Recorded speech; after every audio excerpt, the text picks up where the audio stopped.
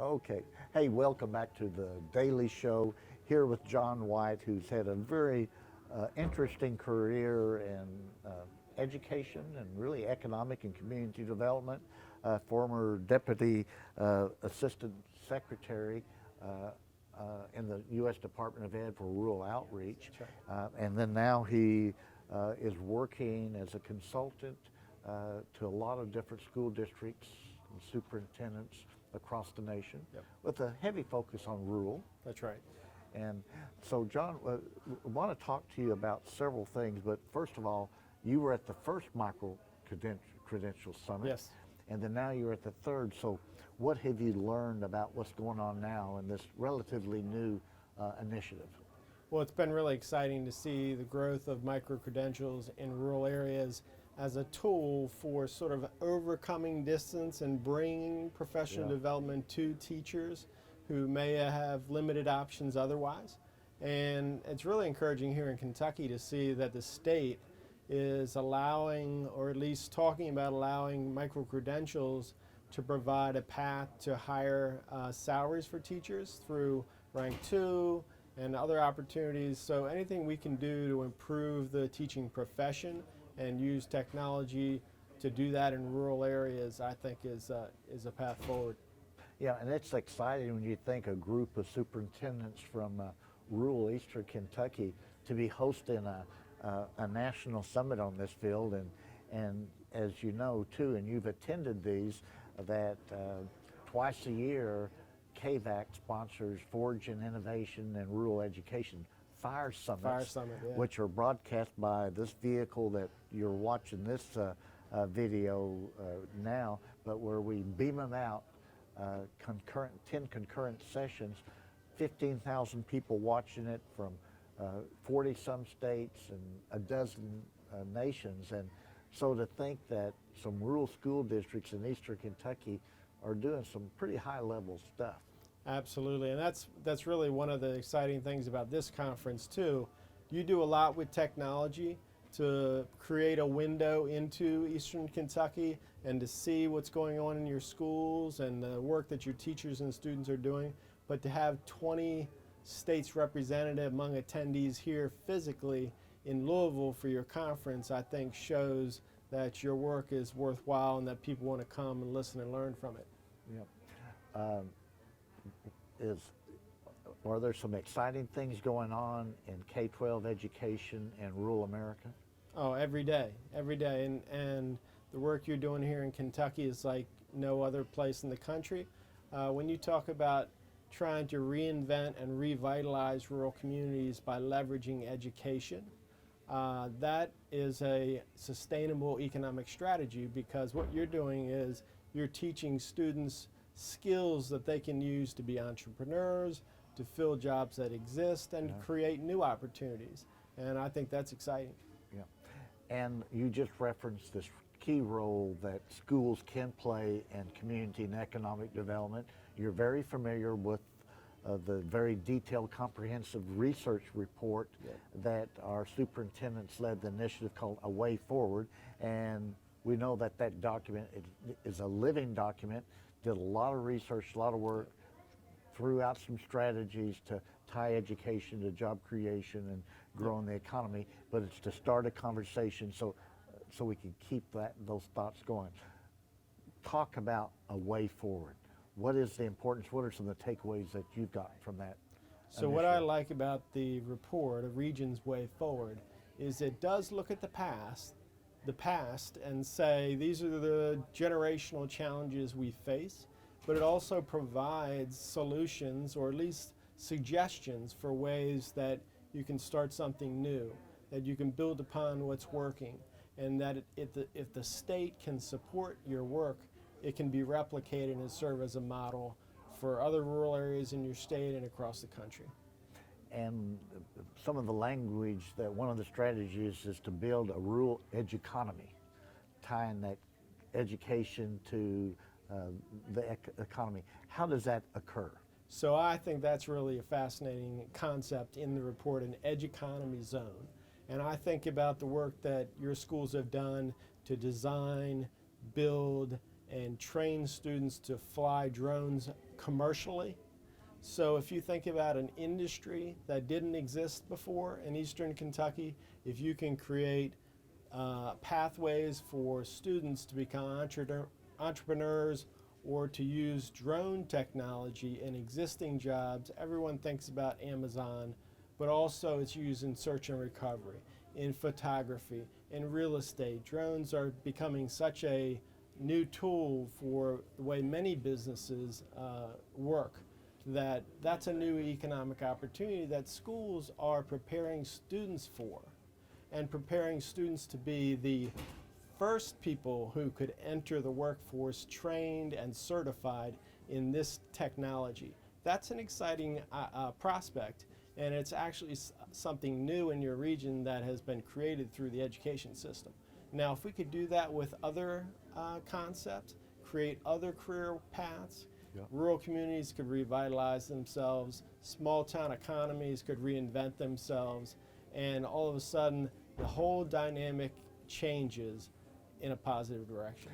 And speaking of drones, I know we made a contact with the second largest drone manufacturer in the world, talking to the head of the education division, and he pointed out, flying drones, getting pilot's license and photography, That's and all right. that's important.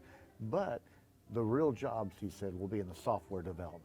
Absolutely. And the apps to drive the drones, and the sensors that you're going to create and all that. So when we start thinking about just drone technology, there's so many other jobs out there for us to think about. And if you think about, as long as you have an internet connection, Yeah. you can work from anywhere. If you're talking about programming, coding, computers, if you, like me, I have a laptop, I can travel and work from anywhere. Yeah. What are some of the other elements? What do we need to take this concept of an edge economy to that next level to where it becomes practical and is implemented? Well, I think you took this, the KVAC took the step in the very beginning, took the important first step of providing this report to your state leaders, to your governor, to your congressional leaders, and then taking it out into the community to your school leaders. So if everyone can get around this concept and support its growth and replication, you'll have something that could take the region in a whole new direction. Yeah. And then as we've learned as part of that report, it needs to be locally based because some communities have certain assets that others don't have. That's right. And whenever you start building your community and growing your economy, you want to use those assets. So you want to do some type of digital mapping. Well, that's the other thing I really like about the report. You're not telling people how to do something. You're providing some ideas, you're providing some suggestions, but you're also providing a path forward that they can take and really implement in a way that works best for their community. What another thing that needs to occur, I know part of it needs to be policy changes. Yep. Whether it's on the federal level or state level. For instance, right now, if you want to get money for workforce development for students that could be in school, it's basically you got dollars for out of school youth, the 16 to 25, something like that. However, we've got kids that are basically creating their own jobs right now in the schools. So I know in Harlan County there's a teacher that his students have created over 300 web pages. Wow. For individuals and people from almost every state in the union. Yeah. So how do we facilitate these people, these kids that are working in schools, to whether it's after hours or whatever, where they can have their businesses, because all the schools have high-speed internet. Yes. So and how can you get the dollars from from in workforce to allow some of that to happen? So I think that's what your partners have to help you work through. Your state and local partners, your federal partners have to step up and say, this is something worth investing our time and effort in. Mm-hmm. Yeah. Okay, and so you've been working with KVAC. You've been helping tell the story some. Tiny House. Oh. Describe what the Tiny House project is all about and what's going on with it. Well, one of the things I really like about the work that KVEC is doing is that you do make a big effort to tell the story, to show what innovation looks like so that others can learn from it, get excited by it, and improve upon it. So the tiny house program is a prime example. You started out with a few small grants to school districts. I think you had maybe 3 tiny houses the first year and then 8 the second year.